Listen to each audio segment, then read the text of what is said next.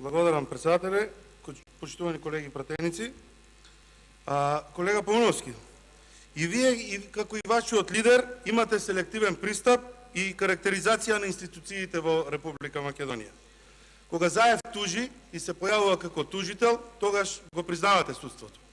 Кога Заев е фатен жив, тогаш судството и обвинителството во Република Македонија е политизирано.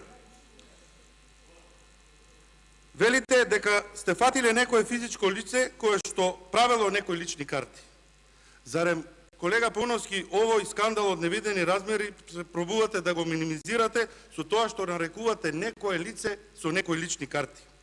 Ајде, господине Пауновски, да зборуваме со факти.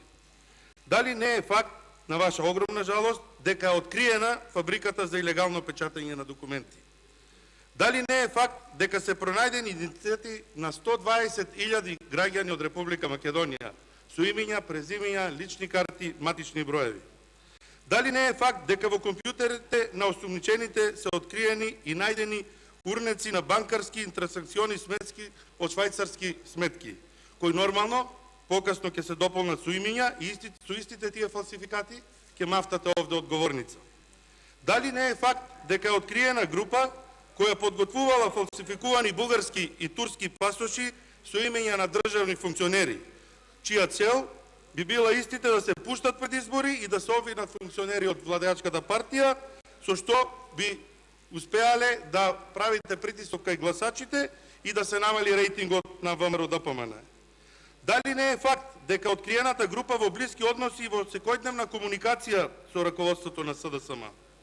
Впрочем, истивте можевме да ги видиме прегрнати на слики, пријатели на Фейсбук од страната на Чаушот или каква и уште не комуникација имаат меѓу нив.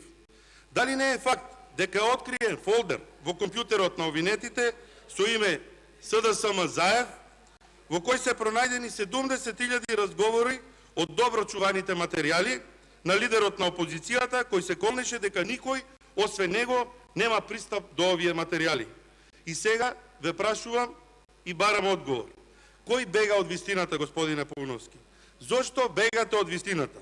Зошто бегате од присуството во оваа комисија која има за цел да ја дознае и расветли вистината за тој скандал? Ајде, дозволете да се формира оваа комисија и учествувајте во расветлувањето на оваа афера, па да видиме кој се занимава со сценарија, криминално-мафијашки дејности, за кој нарачател и за кои цели истите биле работени. Благодарам.